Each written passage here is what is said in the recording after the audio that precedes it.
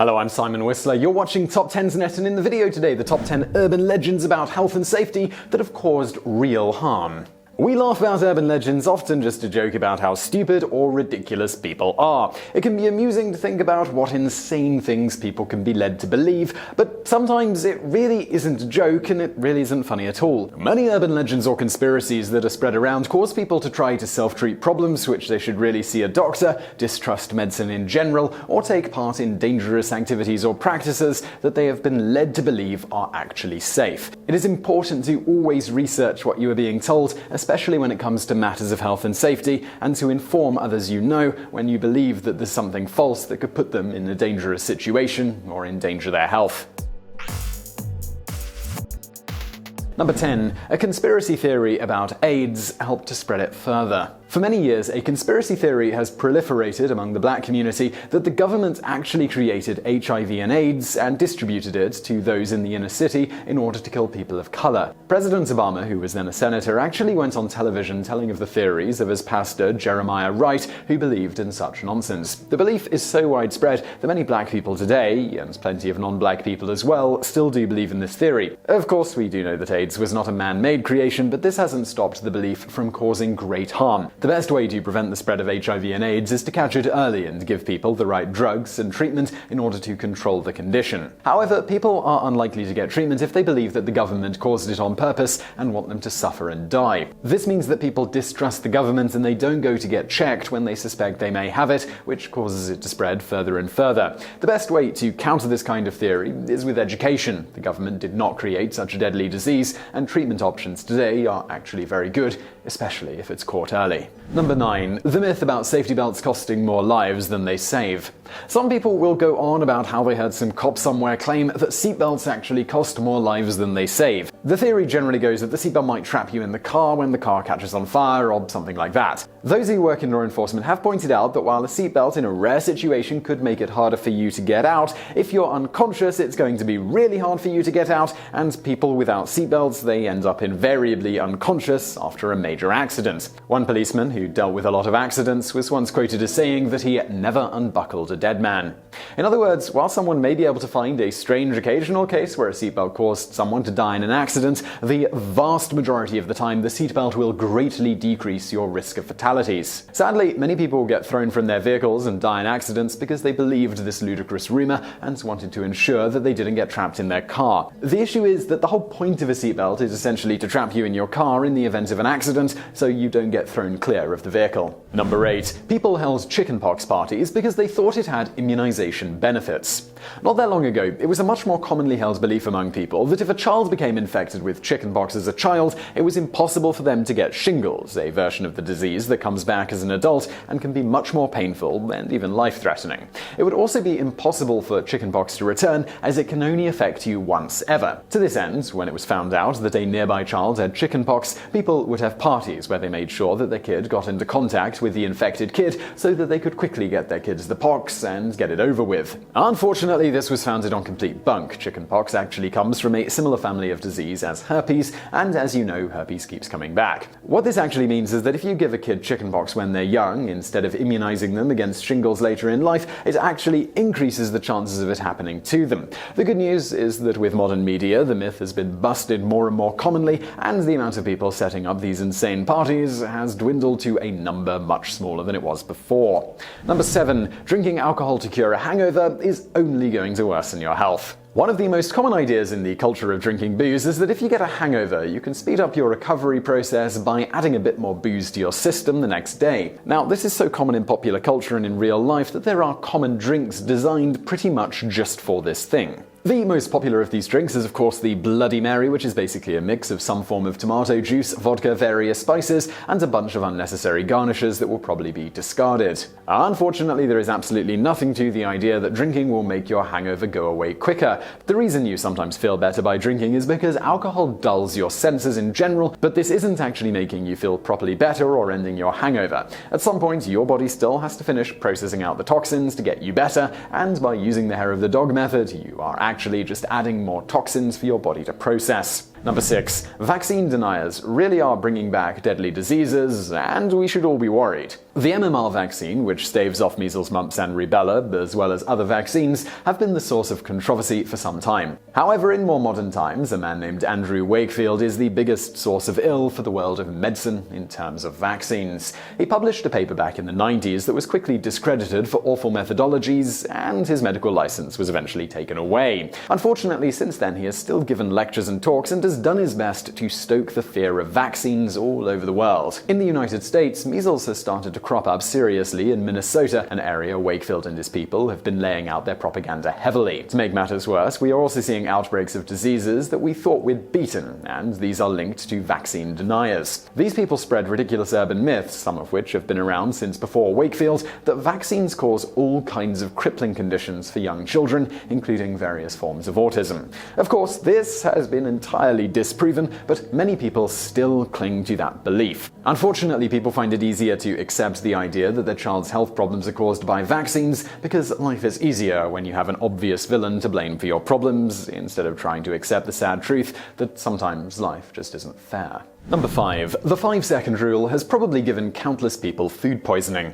Probably the most common health myth is the 5-second rule. Almost everyone believes it or some variation of it. There are also 1-second rules and 10-second rules floating around out there. However, while many people will chuckle about it as they say it, as if they sort of know it's silly, many of us have seen people pick stuff up off the floor and then eat it, citing the famous rule. The truth is, though, that the rule, it doesn't come from anywhere official, and it is purely an urban myth concocted perhaps by mothers with very clean floors who were trying not to waste food and convince their children that it was alright. However, the truth is that most floors, even those that look relatively clean, have a lot of germs and other bacteria on them. And the problem with this myth is that it really only takes a moment of exposure for those germs and bacteria to stick to whatever food you dropped on the floor. It really doesn't matter how long. If it touched the floor and you don't know how clean it is, it would be smarter to simply throw the food away. Number 4. Cough CPR has possibly caused the deaths of heart attack sufferers. Cough CPR is a legend that has been spread around by pseudo-medical experts, which are a dime a dozen these days. Most of them have some random website that sort of looks official and will talk about how evil Big Pharma is while trying to sell you overpriced products that are basically a placebo. This strange idea, spread by the misinformed, is very dangerous and could potentially be causing people who are suffering from a heart attack to think they can handle things on their own and not take the proper steps. The idea given by the people spreading this idea is that if someone's heartbeat is out of rhythm, you can cough forcefully and get it back to beating properly. The truth is that if you think you're having a heart attack, experts recommend taking some Advil or the equivalent with water and calling 911. Now, this doesn't mean that cough CPR is a completely useless idea. It actually does come from somewhere legitimate. It has just been horrifically misinterpreted by urban myth and medical fraudsters. Experts have said that theoretically, a person who is experiencing certain issues where their heart is out of rhythm could keep themselves conscious for a short time by coughing, but it wouldn't really be much help and they would quickly pass out. However, after the emergency and the person is stabilized for the most part, there are certain situations with cough CPR where, when the patient is guided by a medical expert telling them how and when to cough, it can help stabilize them further. Remember though, cough CPR is only done guided by medical experts after the initial emergency and only in some situations. If you think you're having a heart attack, get 911 on the line and, if you can, take some Advil. If there's anyone nearby, signal to them that you need help so that they can assist you however they can. But importantly, do not just cough and think that you can get yourself through this emergency on your own. Number 3. Doctors very rarely use the defibrillator, and when they do, it's never because a patient is flatlining. This one may not cause a lot of harm, as most actual medical professionals know better than to think that what they see on TV is real. However, some laypeople are trained to be first aid, CPR, and AED, that's a defibrillator, certified, and this means they could potentially misuse the equipment. After all, first aid training is relatively short and doesn't have a lot of time to make an impression, but TV is constantly around us and it's difficult to escape that. And the big issue here is that popular media has given us a completely incorrect idea of how defibrillators work. Most people have this romantic notion in their heads that the patient is flatlining and all other hope is lost. There is only one last desperate action to bring the hero back to life. The doctor, or perhaps a random citizen who knows what they're doing, will grab some nearby defibrillator paddles, yell "clear," and then slam them down on the afflicted person's chest like there's no tomorrow. After a few slams, a few more clears, and then probably a couple of "don't you die on me, mans," then the person will gasp and the heart monitor will start pulsing in a nice steady rhythm again. The dead man, well, he's been brought back to life. Of course, anyone who knows how absurd this is, especially those who work in the medical field, are likely rolling their eyes to the back of their skulls every time they see a scene like this in the movies or on TV. A defibrillator is actually used to turn an irregular heart rhythm into a normal and regular one, but it's going to do absolutely nothing for someone who's already flatlining. If a person is flatlining and doctors believe that they still have a chance, they will perform CPR and possibly use epinephrine. They would not shock them with the paddles. Number 2. Urban legends about organ harvesting and vaccinations have led to killings of medical volunteers. In some parts of the world, medical myths fly around even thicker and faster than they do in places like the US or the UK. This is mainly because, in many countries, they don't have as much access to information or as much education, so it is easier for paranoia and fear to take hold.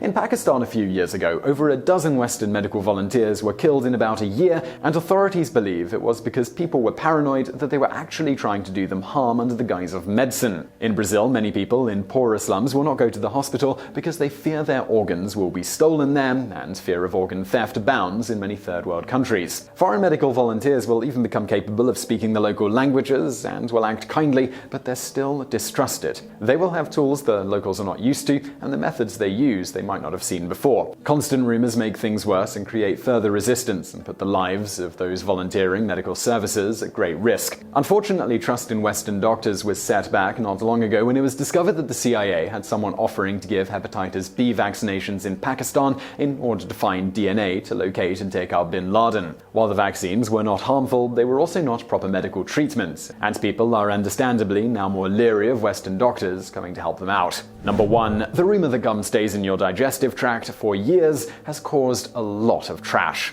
To end on a lighter note, one of the most prolific urban legends you will ever hear is that if you swallow your chewing gum, it's going to stay in your digestive tract for 7 years, and in some versions of the legend, even longer. For this reason, people tend to spit out their gum and just stick it anywhere: a wall, under a chair, under a table, the ground, the floor, a corner of the world where it's never going to come out from. This has led to a horrible mess of filthy, saliva-encrusted, germ-laden gum being stuck on surfaces all over the world and providing a constant nightmare to cleaning people.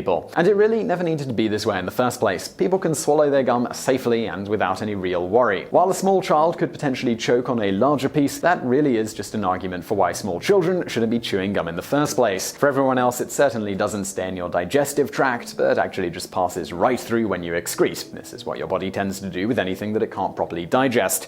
Now, if you ate a lot of gum over a short period of time, you could get a little constipated, but that is really the worst that you're going to go through. If you cannot find anywhere polite and proper to dispose of your gum, it won't hurt you to swallow it once in a while and keep the world a little cleaner. So I really hope you found that video interesting. I hope we busted some myths and legends for you there. If you did, please do hit that thumbs up button below, and don't forget to subscribe for brand new videos just like this every day of the week. Also over there on the right, a couple of other videos that you might enjoy if you enjoyed this one, and thank you for watching.